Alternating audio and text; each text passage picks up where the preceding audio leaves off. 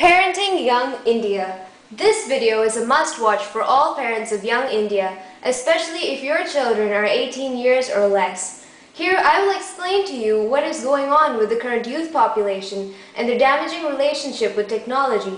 To be honest, none of this trouble would be present if parents were more aware as to what exactly can happen by exposing young children to digital devices for a prolonged period and from a young age.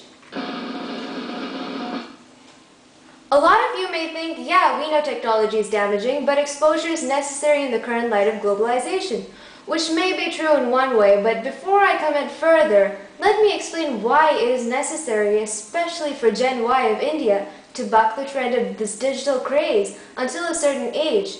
Every parent is aware that their child is a part of one of the greatest human resources on the planet. This is a known fact, but the mystery lies in the quality of the youth that we are producing. In an attempt to find an answer to this, I and a friend conducted a study in various cities of southern India, Tamil Nadu and Kerala mostly, and studied a sample of 1,135 students aged 12 to 25. We considered all economic backgrounds. To be honest, the economic background didn't really seem to make a difference. This is probably because everyone today is gaining access to digital devices at affordable rates. The only difference seems to be the duration they can afford to spend on their devices. But with so many free message and free call offers available, and with the government of Tamil Nadu distributing free televisions for those who cannot afford them, well, India, especially the southern part of it, seems to be having a problem. The results of the study were quite staggering and literally blew up in our face. The results showed that a staggering 91% of the South Indian youth population admit to feeling digitally addicted. Now let us see which devices seem to be taking their toll on the South Indian youth. Among the devices, we found that television has a higher addiction level. This is probably the result of the free TV sets distributed by the government and the state of Tamil Nadu. The next highest is the cell phones, and the addiction rate was higher in Kerala. And this is followed by computers or the internet use by 18% and video games used by 16%. Only 9% of the total population said that they were not addicted or they didn't feel addicted to any particular digital device. I know that digital exposure is a necessity during this age of globalization and technological advancements, and parents only mean well by providing their children with a medium for gaining the necessary exposure needed for their future. But how early can this exposure be given? First, it is important to understand that the human brain continues to grow and make changes throughout the adolescent years. Many theorists say until 19. While doing a digital task, neural circuits in the brain rewire in a way that help us to do these tasks efficiently and quickly. As in normal tasks, it is all about practice. The difference lies in the fact that while performing normal tasks such as reading or riding a bike, the neural circuits get strengthened, hence exercising and strengthening the brain. But while performing digital tasks, these neural circuits do not get exercised. In fact, they don't strengthen the brain. Instead, they waste a huge amount of energy and they make the brain exhausted.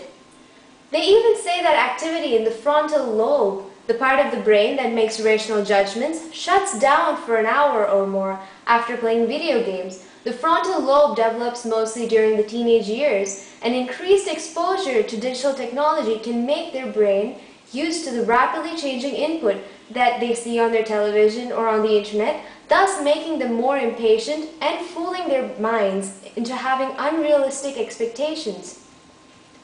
Because solutions in the digital world are just a click away, so the effect of digital technology that it may have on your child depends on the type of digital device and visual input they are getting from these devices. Studies in the United States are already showing that the Gen Y of their nation are having reduced attention spans and their grades are becoming affected due to the heavy use of digital technology. But is our country following in their footsteps? In a way, yes. Education is very important for a developing nation like ours. It is very disappointing to know that 43% actually feel the negative effect of technology, but they are unable to stop its effects. This is where parents need to step in and put firm restrictions on television and mobile use during school days. But this is often not carried out as parents themselves are falling prey to the digital world. Even sadder is that a lot of students report that the television is on almost all day, so they feel inclined to watch along with their family members. Now, the problems that follow are health. 19% of them say that their health is being affected, while 13% of them say that their family relations are being affected, while 12% of them say that their interpersonal relationships are being affected, and thankfully 21% of them at least say that they feel no negative effects of technology on themselves. Another interesting inference from this project is that we found a lot of data providing or proving the type of patriarchal society that we live in. One such proof came from the comparison between the ages at which parents provide their children with mobile phones. In all categories, we find that male members were given earlier access to mobile phones. And it is also the male members who face the worst problems. 13% of the male youngsters report to having the compulsive habit of checking their phones, while 20% of them send anywhere between 500 to 1,200 messages per day. Next is the use of social networking sites. The use of these sites are definitely a result of peer pressure, as 80% of social networkers admit to having joined these sites because of the influence of their friends. Here we find that the male population of youngsters are found to be using these sites more than the female youngsters. The following show the various problems the youngsters are currently facing on the internet. We find that 30% of them find trouble with inappropriate content, and 13% of them say that it affects their health, while 12% of them give other reasons to us, such as anonymous requests or chatting with people they don't know over the net.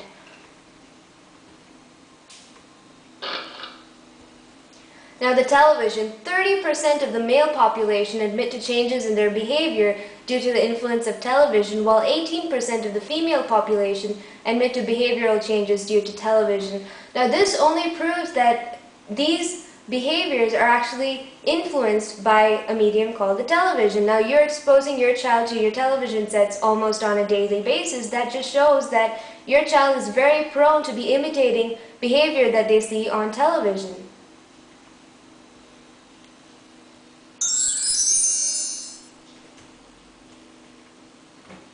As we have seen in the previous slides, technology is doing more damage than benefiting youngsters.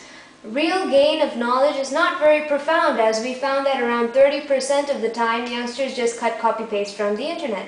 The best thing to do would be to provide a fixed schedule of digital use for your child. A maximum of 1.5 hours or less per day to use all these devices is sufficient exposure until the age of 15 to 16. This is important as our nation has a reputation for being efficient and well turned out academically. But if we lose out on this edge, well, where will we youngsters be when it comes to competing with other nations and developing? We need to first prioritize what is important, and I think that controlling digital use is a must, as it is hindering the quality development of a human resource that is said to be the greatest in the world. Here is what parents should do to ensure that their children will be the making, not the breaking, of their nation. Number 1, control their use of technology from a young age and expose them to the benefits of these devices. Monitor their use of technology. Cell phones can be given with a time limit or when they are leaving the house alone or unsupervised. Television time can be restricted to 1 program a day if possible, or only allowing them to watch it during the holidays. This may sound difficult, but the problems that are occurring are real. The sad thing is that many parents are blind to these changes. Just because your child may be able to operate these devices better than yourself doesn't make him or her smarter than you. Ultimately, it is creativity, patience, and the ability to pay attention that will see them through. Excessive technological exposure at a young age kills these 3 aspects. So in a way, you may be more efficient than your child, but this is not exactly something to be proud of. Also, teach them that what their main priorities are, such as studying their lessons or remembering to do their chores. Reinforce these behaviors every day, as technology soon creates a different world for children where watching their favorite program regularly, texting their friends, and surfing on the net become the most important thing in the world. Now, next is, if your child is already showing signs of addiction, try digital dieting. This is a method which slowly cuts down their usage of digital technology, but you can do this by half an hour every 15 to 20 days. Actually, cutting down technological use, like let's say for 2 hours in one day, actually does more damage rather than reinforcing a positive behavior, a positive outcome.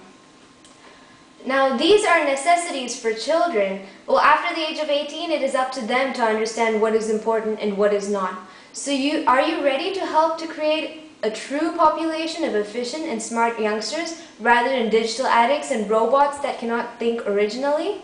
Well, then start now, because your role counts.